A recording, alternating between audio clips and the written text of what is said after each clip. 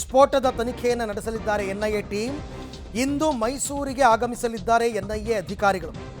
ಅರಮನೆ ಬಳಿಯ ಘಟನಾ ಸ್ಥಳವನ್ನು ಎನ್ಐಎ ಪರಿಶೀಲನೆ ಮಾಡ್ತಾರೆ. ಸ್ಫೋಟದ ಸಂಪೂರ್ಣ ಮಾಹಿತಿಯನ್ನು ಕಲೆ ಹಾಕಲಿದೆ ಎನ್ಐಎ. ಸದ್ಯ ನಾನಾ ಆಯಾಮಗಳಲ್ಲಿ ಪೊಲೀಸರ ತನಿಖೆಯನ್ನು ನಡೆಸ್ತಾ ಇದ್ದಾರೆ. ಇದೀಗ ಸ್ಫೋಟ ಪ್ರಕರಣದಲ್ಲಿ ರಾಷ್ಟ್ರೀಯ ತನಿಖಾ ದಳದವರು ಎಂಟ್ರಿ ಕೊಟ್ಟಿರ್ತಕ್ಕಂಥದ್ದು. ಅಲ್ಲಿಗೆ ಪ್ರಕರಣದ ಗಂಭೀರತೆಯನ್ನು ಅರ್ಥ ಮಾಡ್ಕೊಳ್ಳಿ. ಇದು ಯಾವುದೋ ಒಂದು ಸಾಮಾನ್ಯವಾದಂತಹ ಒಂದು ಸ್ಫೋಟ, ಏನೋ ಆಕ್ಸಿಡೆಂಟಲ್ ಆಗಿ ಆಗ್ಬಿಡ್ತು, ಅದರಲ್ಲೊಬ್ಬರು ಒಬ್ಬರು ಸತ್ತೋಗ್ಬಿಟ್ರು ಅಂತ ನೆಗ್ಲೆಕ್ಟ್ ಮಾಡುವಂತಹ ಪ್ರಕರಣ ಇದಲ್ಲ. ಅನುಮಾನಗಳು ದಟ್ಟವಾಗ್ತಾ ಇದೆ. ಇದು ಉದ್ದೇಶಪೂರ್ವಕವಾಗಿ ಮಾಡಿರುವಂಥದ್ದಾ. 5 ಜನ ಗಂಭೀರವಾಗಿ ಗಾಯಗೊಂಡಿದ್ದಾರೆ. ಒಬ್ಬ ವ್ಯಕ್ತಿ ಅಂದರೆ ಬಲೂನ್ ಮಾರ್ತಾ ಇದ್ದ ಸಲೀಂ ಎಂಬಾತ ಮೃತಪಟ್ಟಿದ್ದಾನೆ. ಆದರೆ ಈ ಸಲೀಂ ಎಂಬಾತ 15 ದಿವಸದಿಂದಷ್ಟೇ ಮೈಸೂರಿಗೆ ಬಂದಿರೋದು. ಉತ್ತರ ಭಾರತ ಮೂಲದ ವ್ಯಕ್ತಿ. ಈತ ಅಲ್ಲಿ ರೆಗ್ಯುಲರ್ ವ್ಯಾಪಾರಸ್ಥ ಅಲ್ಲ, ಮಾರಾಟಗಾರ ಅಲ್ಲ. ಅರಮನೆ ಮುಂಭಾಗಕ್ಕೆ ಬಂದಾಗಲೇ ಯಾಕೆ ಸ್ಫೋಟ ಆಯಿತು? ಜನನಿಬಿಡ ಪ್ರದೇಶದಲ್ಲಿ ಸ್ಫೋಟ ಮಾಡುವ ಉದ್ದೇಶ ಇತ್ತ? ಸಹಜವಾಗಿ ಅನುಮಾನಗಳು 108 ಕಾಡುತ್ತವೆ. ಹಾಗಾಗಿ ಈಗ ಎನ್ಐಎ ಅವರು ಅಧಿಕಾರಿಗಳು ಆ ಸ್ಪಾಟ್ಗೆ ಬರ್ತಾರೆ. ಇವತ್ತು ಬಂದು ಸ್ಥಳ ಪರಿಶೀಲನೆಯನ್ನು ಮಾಡ್ತಾರೆ. ಆಮೇಲೆ FSL ಟೀಮ್ನವರು ಸಂಗ್ರಹಿಸಿರುವ ಸಾಕ್ಷ್ಯಗಳು, ಘಟನಾ ಸ್ಥಳದಲ್ಲಿ ಸಿಕ್ಕ ವಸ್ತುಗಳು ಏನೇನು, ಅದೆಲ್ಲದರ ಬಗ್ಗೆ ಕೂಡ ಮಾಹಿತಿಯನ್ನು ಸಂಗ್ರಹ ಮಾಡ್ತಾರೆ.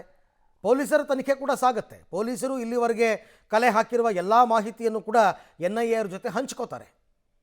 ಹಂಚ್ಕೊಂಡು ಇಬ್ಬರು ಕೂಡ ತನಿಖೆಯನ್ನು ಮಾಡ್ತಾರೆ. ಇದೇನಾದರೂ ಬೇರೆ ರೀತಿಯಲ್ಲಿ ಸ್ಫೋಟ ಮಾಡಿದ್ದಾರಾ? ಅನುಮಾನ ಬರೋದೇ ಅದು. ಉದ್ದೇಶಪೂರ್ವಕವಾಗಿ ಅರಮನೆ ಮುಂಭಾಗದಲ್ಲಿ ಸ್ಫೋಟ ನಡೆಸಿದ್ದಾರಾ?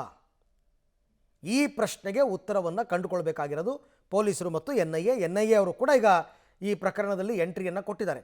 ಅಲ್ಲಿಗೆ ಪ್ರಕರಣದ ತೀವ್ರತೆ ಎಷ್ಟಿದೆ ಅಂತಕ್ಕಂಥದ್ದನ್ನು ಅರ್ಥ ಮಾಡ್ಕೊಳ್ಳಿ. ನಾವು ಬೆಳಗ್ಗೆಯಿಂದನೂ ಕೂಡ ಇದನ್ನೇ ಹೇಳ್ತಾ ಇರೋದು. ಇಲ್ಲೊಂದಷ್ಟು ಅನುಮಾನಗಳಿದೆ. ಆ ಅನುಮಾನಗಳಿಗೆ ಉತ್ತರ ಕಂಡುಕೋಬೇಕು. ಆಕಸ್ಮಿಕವಾಗಿ ಆಗಿದ್ದಾಗಿದ್ದರೆ ಏನೂ ಮಾಡೋಕ್ಕಾಗಲ್ಲ. ಆದರೆ ಏನಾದರೂ ಉದ್ದೇಶಪೂರ್ವಕ ಅಂತಂದರೆ ಇದು ಭದ್ರತಾ ಲೋಪ ಆಗುತ್ತೆ. ಇನ್ನೊಂದಷ್ಟು ಹೈ ಅಲರ್ಟ್ ಘೋಷಣೆ ಮಾಡಬೇಕಾಗುತ್ತೆ. ಅರಮನೆಯಲ್ಲಿ ಇನ್ನೊಂದಷ್ಟು ಭದ್ರತಾ ಮೆಷರ್ಸನ್ನು ತಗೋಬೇಕಾಗತ್ತೆ. ಹೀಗೆ ಹಲವಾರು ಆಯಾಮಗಳಲ್ಲಿ ಈಗ ಪ್ರಕರಣದ ತನಿಖೆ ನಡೀಬೇಕು. ಅದಕ್ಕೆ ಪೂರಕವಾಗಿ ಈಗ ಎನ್ಐಎ ಅವರು ಬಂದಿರತಕ್ಕಂಥದ್ದು. ದೇಶದ ಯಾವುದೇ ಭಾಗದಲ್ಲಿ ಈ ರೀತಿ ಸ್ಫೋಟ ಮತ್ತೊಂದು ಮಗದೊಂದು ಆದಾಗ ಇದು ಉಗ್ರ ಕೃತ್ಯವಾ ಅಲ್ಲವಾ ಕ್ಲಾರಿಫೈ ಮಾಡಬೇಕಾಗಿದೆ ಎನ್ಐಎ ಅವರು. ಸೊ ಹಾಗಾಗಿ ಈಗ ಆ ಸ್ಪಾಟನ್ನು ಇನ್ವೆಸ್ಟಿಗೇಟ್ ಮಾಡ್ತಾರೆ. ಮತ್ತು ಈತ ಉಳ್ಕೊಂಡಿದ್ದ ಜಾಗ, ಇವರ ಸಹೋದರರು ಯಾರು, ಏನು ಎತ್ತ, ಎಲ್ಲ ತನಿಖೆಯೂ ಕೂಡ ಆಗಬೇಕಾಗಿದೆ. ಈ ಎಲ್ಲ ವಿಚಾರಕ್ಕೆ ಸಂಬಂಧಪಟ್ಟಂತೆ ನಮ್ಮ ಮೈಸೂರು ಪ್ರತಿನಿಧಿ KP ನಾಗರಾಜ್ ಅವರಿಂದ ಮತ್ತಷ್ಟು ಮಾಹಿತಿ ಪಡ್ಕೊಳ್ಳೋಣ. KP, ನಾವು ಬೆಳಗ್ಗೆಯಿಂದನೂ ಹೇಳ್ತಾ ಇದ್ವಿ, ಇಲ್ಲಿ ಅನುಮಾನಗಳು ಮೂಡ್ತಾ ಇದೆ. ಎನ್ಐಎ ಅವರು ಎಂಟ್ರಿ ಆಗಿದ್ದಾರೆ ಅಂತಂದರೆ ಅವ್ರಿಗೂ ಕೂಡ ಈ ಪ್ರಕರಣದಲ್ಲಿ ಬಲವಾದ ಅನುಮಾನ ಬಂದಿರಬೇಕು ಅಂತ. ಸೊ ಎಷ್ಟು ಗಂಟೆಗೆ ಬರ್ತಾ ಇದ್ದಾರೆ, ಮುಂದಿನ ತನಿಖೆಯ ಯಾವ ದಿಕ್ಕಿನಲ್ಲಿ ಸಾಗುತ್ತೆ ಅಂತ? ಅರವಿಂದ್, ನಿನ್ನೆ ರಾತ್ರಿ ಏನು ಮೈಸೂರಿನ ಅರಮನೆ ಮುಂಭಾಗದಲ್ಲಿ ನಡೆದಿರುವಂತಹ ಈ ಒಂದು ಹೀಲಿಯಂ ಗ್ಯಾಸ್ ಸಿಲಿಂಡರ್ ಸ್ಫೋಟ ಪ್ರಕರಣ ಇದೆ, ಮೇಲ್ನೋಟದಷ್ಟು ಈಸಿಯಾದಂತಹ ಪ್ರಕರಣ ಅಲ್ಲ. ಇದು ಕೇವಲ ಯಾವುದೊಂದು ಗ್ಯಾಸ್ ಸಿಲಿಂಡರ್ ಸ್ಫೋಟ ಅಥವಾ ಬಲೂನ್ ಸ್ಫೋಟ ಅನ್ನುವಂಥ ರೀತಿಯಲ್ಲಿ ನೋಡುವಂಥ ಲೆಕ್ಕಾಚಾರಗಳಿಲ್ಲ. ಯಾಕಂದರೆ ಆಗ್ತಾ ಇರುವಂಥ ಬೆಳವಣಿಗೆಗಳು, ಸೀಕ್ವೆನ್ಸ್ಗಳನ್ನ ಗಮನಿಸ್ತಾ ಹೋದರೆ ಇದರ ಬಗ್ಗೆ ಪೊಲೀಸರು ಬೇರೆ ಬೇರೆ ಆಯಾಮಗಳಲ್ಲಿ ತನಿಖೆಯನ್ನು ಶುರು ಮಾಡಿರುವಂಥದ್ದು.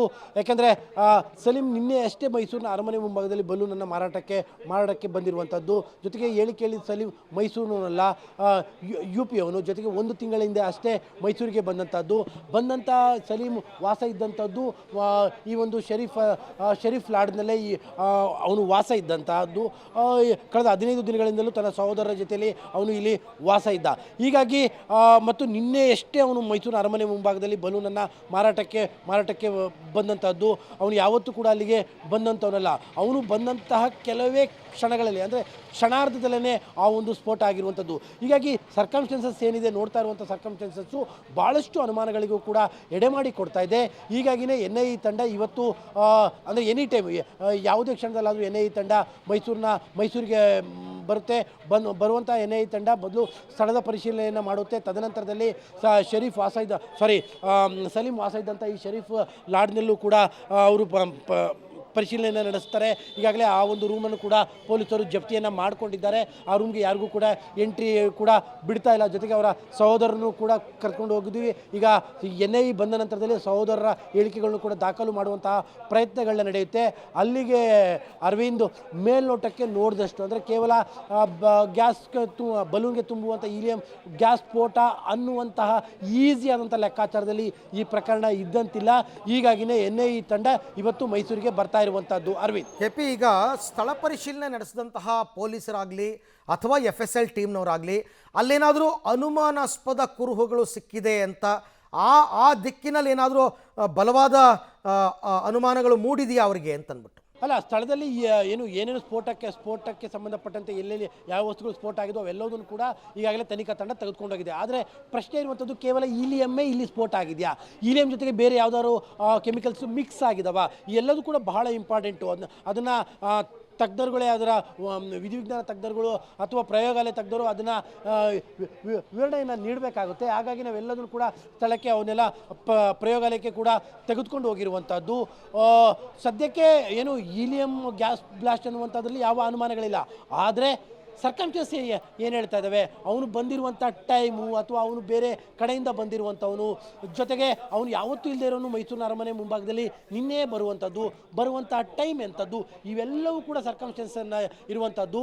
ಅದರ ಜೊತೆಗೆ ಅವನು ವಾಸ ಇದ್ದಂತಹ ಅವನು ಲಾಡ್ಜಲ್ಲಿ ವಾಸ ಇರುವಂಥದ್ದು, ಇವೆಲ್ಲವೂ ಕೂಡ ಸರ್ಕಮ್ಸ್ಟೆನ್ಸ್ ಕಾಣ್ತಾ ಇದ್ದಾವೆ. ಹೀಗಾಗಿಯೇ ಸದ್ಯಕ್ಕೆ ವಿಧಿವಿಜ್ಞಾನ ತಜ್ಞರು ಅಲ್ಲಿ ಸ್ಥಳದಲ್ಲಿ ಸಿಕ್ಕಂಥ ಎಲ್ಲ ವಸ್ತುಗಳನ್ನು ಕೂಡ ಬಾಜರನ್ನು ಮಾಡಿಕೊಂಡು ಅವೆಲ್ಲವನ್ನೂ ಕೂಡ ಪರಿಶೀಲನೆಗೆ ತೆಗೆದುಕೊಂಡು ಹೋಗಿದ್ದಾರೆ. ಅದರ ಜೊತೆಗೆ ಬೇರೆ ಬೇರೆ ಹಂತದ ತನಿಖೆಗಳು, ಯಾಕಂದರೆ ಸಲೀಮ್ನ ಹಿನ್ನೆಲೆಯೂ ಕೂಡ ಬಹಳ ಇಂಪಾರ್ಟೆಂಟು. ಅವನ ಜೊತೆಯಲ್ಲಿ ಇದ್ದಂಥವ್ರು ಯಾರು, ಅವನ ಮೈಸೂರಿಗೆ ಬಂದಂಥ ನಂತರದಲ್ಲಿ ಅವನು ಯಾರ್ಯಾರ ಜೊತೆಯಲ್ಲಿ ಇದ್ದ ಅಥವಾ ಅವನ ಬ್ಯಾಕ್ಗ್ರೌಂಡ್ಗಳೇನು, ಎಲ್ಲವೂ ಕೂಡ ಬಹಳ ಮುಖ್ಯವಾಗುತ್ತೆ. ಈ ಎಲ್ಲದರ ಬೇರೆ ಬೇರೆ ಆಯಾಮಗಳ ತನಿಖೆ ಇನ್ನೇನು ಶುರುವಾಗುತ್ತೆ. Arvind, right, thank you KP, ತಮ್ಮೆಲ್ಲ ಮಾಹಿತಿಗೆ ಧನ್ಯವಾದ. ನೋಡೋಣ ಈಗ 1, 2, 3 ವಿಚಾರ. ಮೊದಲನೇದಾಗಿ ಆ ಸಲೀಂ ಸಹೋದರರನ್ನು ಪೊಲೀಸರು ವಶಕ್ಕೆ ಪಡ್ಕೊಂಡಿದ್ದಾರೆ. ಅವರ ವಿಚಾರಣೆ ಆಗಬೇಕು, ಹಿನ್ನೆಲೆ ಏನು ಎತ್ತ ಅಂತ ಗೊತ್ತಾಗಬೇಕು. ಸಾಂದರ್ಭಿಕ ಸಾಕ್ಷ್ಯಗಳು ಅಂತ ನಾವು ಹೇಳ್ತೀವಿ, ಆ ಸಾಂದರ್ಭಿಕ ಸಾಕ್ಷ್ಯಗಳು ಅನುಮಾನವನ್ನು ಮೂಡಿಸ್ತಾ ಇರ್ತಕ್ಕಂಥದ್ದು. ಹಾಗಾಗಿ ಇಲ್ಲಿ NIA ದವರು ಎಂಟ್ರಿ ಆಗಿದ್ದಾರೆ.